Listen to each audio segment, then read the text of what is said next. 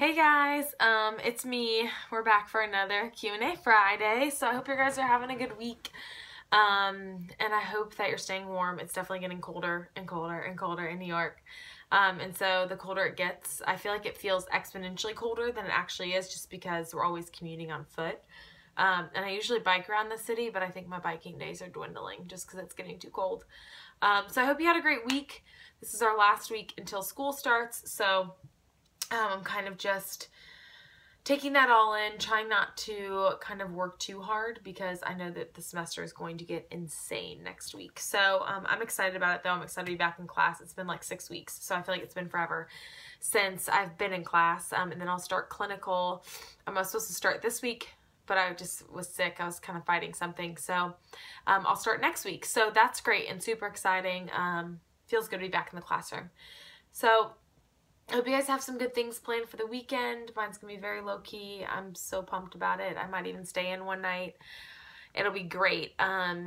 And watch some TV. Nick and I started watching the show The Unbreakable Kimmy Schmidt. And if you haven't seen it, I highly recommend it. Super lighthearted humor and just quick 25-minute shows.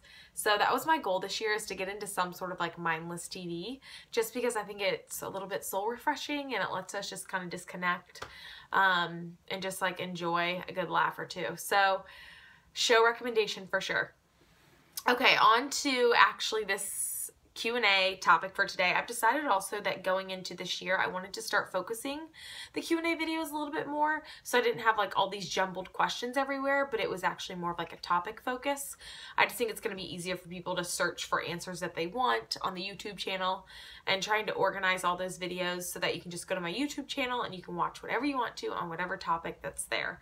So, and again, always taking topic recommendations, so email me, RobynCole, ROBYNCOALE @gmail.com, and I will get your question as soon as I can. So I'm happy to answer questions just as long as it isn't conflicting with paying Nutshell clients, but I love to chat and educate and talk nutrition and health.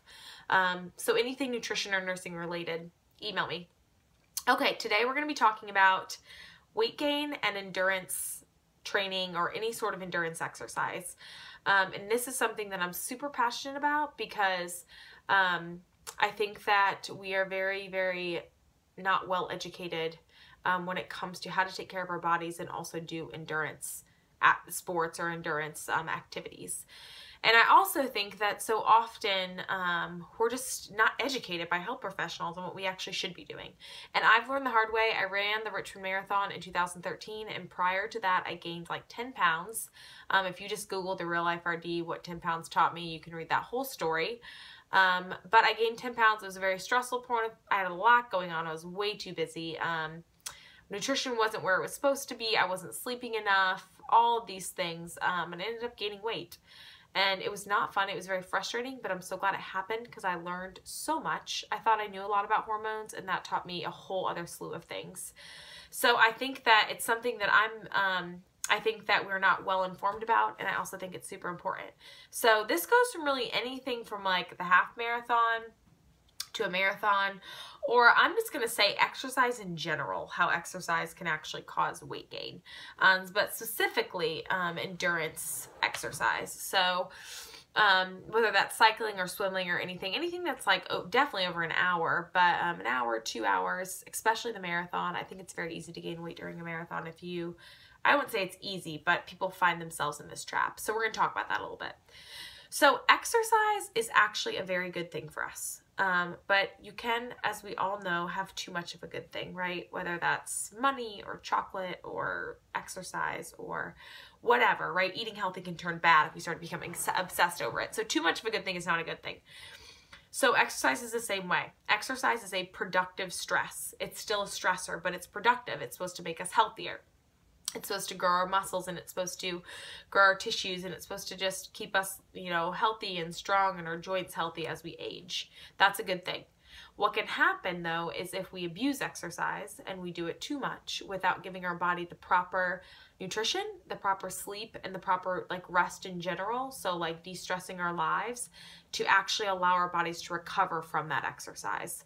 And what happens when we don't allow our body to recover from that exercise, and if we don't take care of it to allow it to recover during those bouts of workouts, what can happen is, for women, we can lose our period. And for both men and women, what can happen is we get injuries, and it can cause weight gain. And here's why. So like I said, exercise is a productive stressor.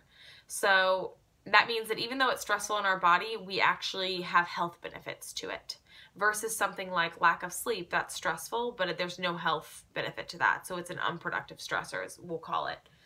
And so what happens is that when you exercise, your cortisol levels rise. Cortisol is a stress hormone in our body, and it's a good thing that happens, but if we don't actually have things that allow our cortisol levels to drop back down again, we end up with these chronically elevated stress levels.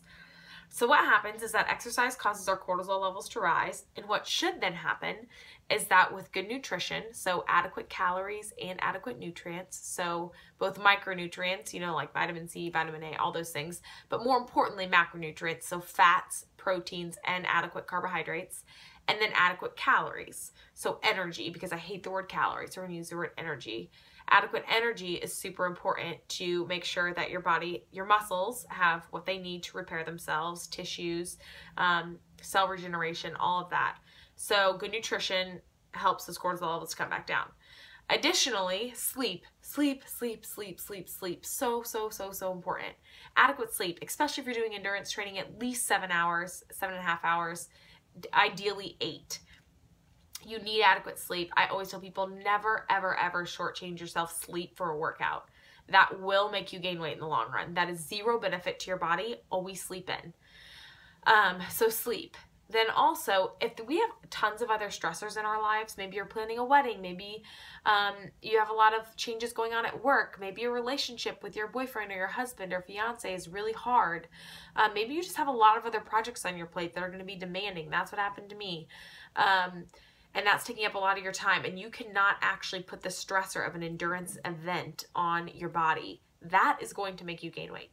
So what happens is that your cortisol levels rise for poor nutrition or lack of sleep or all these other stresses in our lives, and our body doesn't get adequate rest to actually allow those to come back down. And when our cortisol levels are chronically high, that means our body's always in a fat storing state. It's not going to be in a fat burning state. And that, no matter what we eat and no matter how much we exercise, our body will continue to gain weight. Usually gain weight in your midsection. So breaking that down even more specifically, lack of sleep messes up your 3 hormones. Ghrelin and leptin. Ghrelin tells you you're hungry. Leptin tells you you're full. So those get out of sync. So we don't really know when we're hungry, and we don't really know when we're full. Those get messed up. Actually, ghrelin gets suppressed, or ghrelin gets increased, meaning we're hungrier more, sugar cravings, carb cravings. I'm sure you've noticed that when you get a lack of sleep. And also we don't get as full sooner. So our leptin is then suppressed. So we don't actually get that signal that tells us we're full like we should. And that can lead to just an over intake of energy. Also, serotonin gets out of whack, and serotonin is one of our mood neurotransmitters. And so if your mood is out of whack, you know that your eating is going to be a little bit out of whack. You know, we tend to reach for more sugary things, more carby things, those sorts of things. We don't actually want broccoli when we're feeling a little blah. So that can mess with your energy intake. Also, if you're not eating enough to support your activity level, what can happen, and I tell this with tons of women if they're not eating enough, and men, but I just work mainly with women, is that then we get to the end of the day and we haven't actually nourished our body like we should throughout the whole beginning part of the day. And so at the end, we get snacky. We want sugary foods, quick energy, and we end up almost going to the other side of things. We tend to find ourselves in this more binging behavior. And that, again, is going to lead to overconsumption, which then can lead to weight gain. So poor nutrition, lack of sleep, too many other stressors going on in our lives, and then you pile endurance training on top of that, you're gonna get weight gain. It's too much stress on the body. The body's gonna shut down. I will say the body can train a lot of miles. I've trained for marathon and I've gained weight and not had a menstrual cycle, and I've also trained for a marathon like New York, maintained healthy weight, It was the same, and it menstruated all throughout very normally. And so even though I'm an RD and a nurse, I'm very imperfect. Thankfully that was years ago. And so I've learned a lot since then and grown a lot, but a lot of what I know comes from, of course, learning and reading in the classroom, but it's also a lot from personal experience. And so you can do it both ways, but the body can take on a lot of exercise if you want to exercise that way for not because you want to lose weight, but because you enjoy it. If we're taking care of it with nutrition and sleep, stress management, it can handle and tolerate a lot if we're giving it the tools to recover and to heal. So I hope that answers that question. And email me with any follow-up questions on that. I think it's a super interesting and fascinating topic, because just because you're exercising a lot and just because you're eating, under what you're burning, that does not equal weight loss at all. And it can actually backfire on us. So that's it for today. Hope you guys have an awesome weekend. Rest, sleep in, don't set your alarm clock. Do something good for yourself, and have fun. All right, bye guys. Have a good weekend.